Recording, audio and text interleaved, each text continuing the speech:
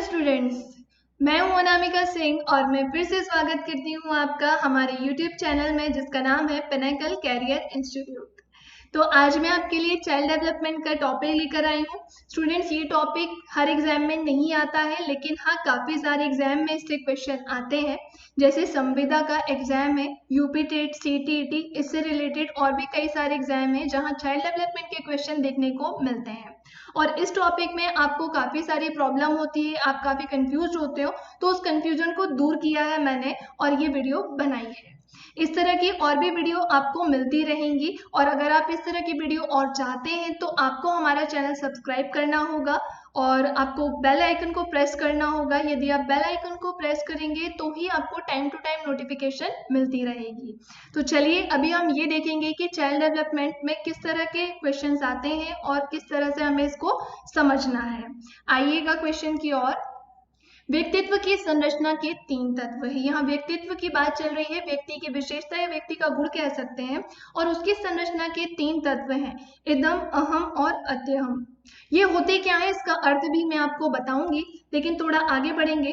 व्यक्तित्व की संरचना में इदम, अहम, अत्यहम 3 तत्वों का विशेष महत्व दिया है। ये किसी ने दिया होगा, तो ये किसी वैज्ञानिक ने दिया था और उनका नाम था फ्रायड। फ्रायड ने ही ये 3 तत्व दिए थे।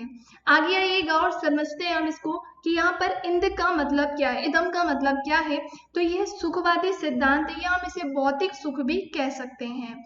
इसके अलावा अहम क्या है, तो इसे हम वास्तविकता यानी रियलिटी, भौतिक जगत, या हम इसे यथार्थ जगत भी कह सकते हैं। अत्यहम क्या होता है, तो ये संस्कार व आदर्शों से संबंधित होता है। नेक्स्ट पॉइंट की ओर आते हैं।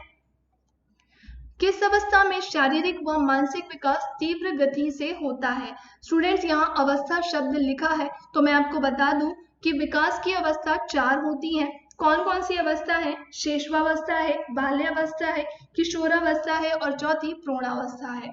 लेकिन अगर शारीरिक व मानसिक विकास तीव्र गति से होगा तो यह केवल एक ही अवस्था में होता है जिसका नाम है शेषवावस्था। नेक्स्ट पॉइंट की ओर आते हैं। सीखने का अनोखा काल। सीखने का अनोखा काल ये किस अवस्था में होता है, तो ये शेषवावस्था में होता है और शेषवावस्था को ही सीखने का अनोखा काल कहा जाता है। इसी उम्र में बच्चा ज्यादातर चीजें सीखता है। नेक्स्ट पॉइंट में आइएगा।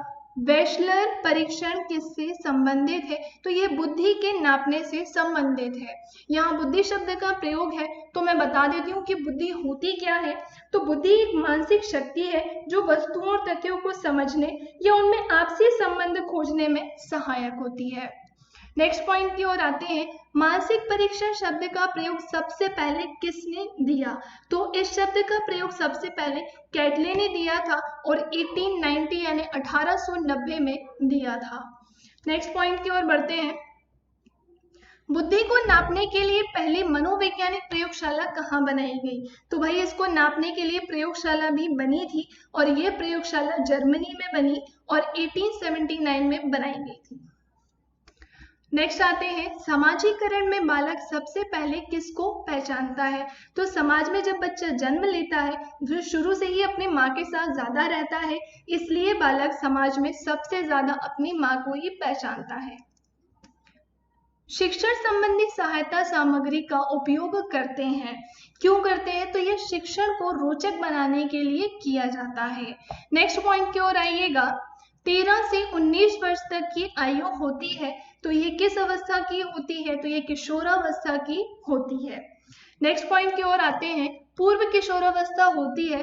पूर्व किशोरावस्था क्या होती है, पहले तो मैं ये बता देती हूँ आपको। तो ये किशोरावस्था का प्रारंभिक चरण होता है। इसमें शारीरिक विकास अचानक से ही झलकने लगता है और ये किस उम्र में होती है, तो 12 से 16 वर्ष में ये अवस्था होती है। ऑप्शन का आप थोड़ा ध्यान रखिएगा, जैसे किशोरावस्था 13 से 19 वर्ष लिखा है, कई जगह आपको 12 से 18 वर्ष भी मिल जाएगा।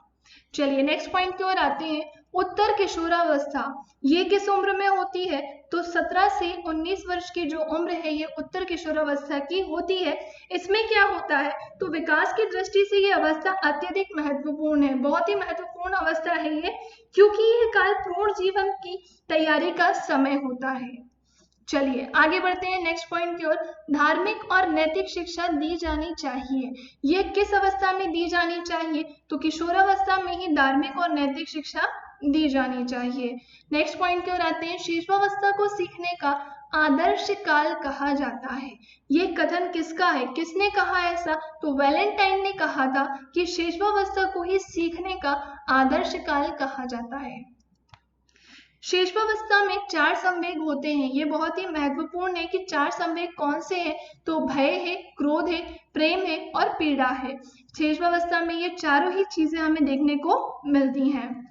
नेक्स्ट पॉइंट में आइएगा, गेस्टाल्टवाद के संस्थापक कौन है? तो इसके 3 संस्थापक माने जाते हैं, वर्दीमर, कोहलर और कोफा। नेक्स्ट आते हैं, बाल्यावस्था जीवन का अनोखा काल है। ये कथन किसका है? ये कथन किसने कहा? तो कोल एड ब्रूस ने कहा कि बाल्यावस्था जीवन का अनोखा काल है। किशोरावस्था शिशुअवस्था की पुनरावृत्ति है। अब ये किसने कहा था कि भाई किशोरावस्था शिशुअवस्था की पुनरावृत्ति है? तो ये कथन रॉस का था। बालक का मस्तिष्क कोरा कागज है, ये कथन कहा था जॉन लॉक ने। किसने कौन सा कथन कहा? यहाँ से प्रश्न ज्यादा बनते हैं, इसलिए मैंने ये वीडियो में कुछ पॉइंट डाले हैं। द्विकारक सिद्धांत ये किसने दिया था? तो स्पीयरमैन ने ये सिद्धांत दिया था। स्टूडेंट्स आगे बढ़िएगा, शाब्दिक परीक्षण को किस नाम से जाना जाता है? तो इसे पीपीटी के नाम से जाना जाता है। पीपीटी क्या है मैं बता देती हूँ। तो पीपीटी का अर्थ है, या पीपीटी का full form power pencil test है।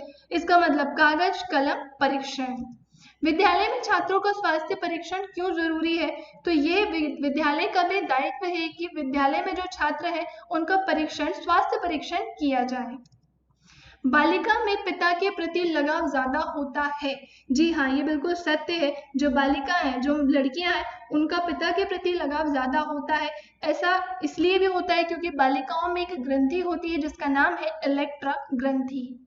इसी प्रकार बालक का माता के प्रति लगाव, जी हाँ, बालकों का माता के प्रति लगाव ज्यादा होता है। ऐसा इसलिए होता है क्योंकि बालकों में भी एक ग्रंथि होती है जिसका नाम है ऑडिफस। आगमन और निगमन विधि के जनक कौन है? इसके जनक, तो उनका नाम है अरस्तु। आगमन विधि क्या होती है मैं आपको बता देती हूँ। तो इस विधि में ज्ञात से अज्ञात की ओर, विशिष्ट से सामान्य की ओर शिक्षण सूत्रों का प्रयोग किया जाता है। और निगमन विधि क्या होती है? तो ये आगमन के बिल्कुल विपरीत होती है, अपोजिट होती है। इसमें हम एक परिभाषा या सामान्य नियम को सत्य मान लेते हैं और विशिष्ट उदाहरणों को परिस्थितियों में लागू कर देते हैं। तो ये कहलाती है निगमन विधि। पर्यटन विधि के जनक हैं। कौन है इसके जनक? तो उनका नाम है पेस्टोलॉजी। ये छात्रों को प्रत्यक्ष ज्ञान देने के सिद्धांत पर आधारित है। कौन सी विधि? पर्यटन विधि। अचेतना का सिद्धांत दिया था, ये किसने दिया था? तो ये एडलर ने दिया था।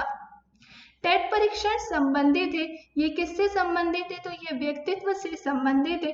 टेट का फुल फॉर्म इंपॉर्टेंट है तो मैं बता देती हूँ, थेमेटिक अपरसेप्शन टेस्ट। मौखिक परीक्षण संबंधित है शिक्षितों की बुद्धि से। ये किससे संबंधित है? तो शिक्षितों की बुद्धि से ये संबंधित है। व्यापारी, खिलाड़ी, राजनीतिक नेता, अभिनेता व्यक्तित्व प्रारूप के होते हैं। किस व्यक्तित्व प्रारूप के होते हैं? तो ये बहिर्मुखी होते हैं। बहिर्मुखी मतलब जिसका मुख बाहर की ओर हो, या हम ये भी कह सकते हैं या जो बाहर की ओर प्रवृत्त हो। नेक्स्ट आते हैं हम, लेटिन भाषा में पर्सोना का अर्थ है। तो वही पर्सोना का अर्थ है लेटिन भाषा में मुखौटा। लास्ट पॉइंट देखिएगा, मांग सिद्धांत के प्रवर्तक थे। तो मांग सिद्धांत के प्रवर्तक थे मैस्लो। स्टूडेंट्स यदि आपको ये वीडियो पसंद आई है तो आप इसे लाइक करें, वीडियो को शेयर करें और चैनल को सब्सक्राइब करना ना भूलें। अगर आप वीडियो को लाइक करेंगे तो मुझे पता चलता रहेगा कि आप इस तरह की वीडियोस और चाहते हैं।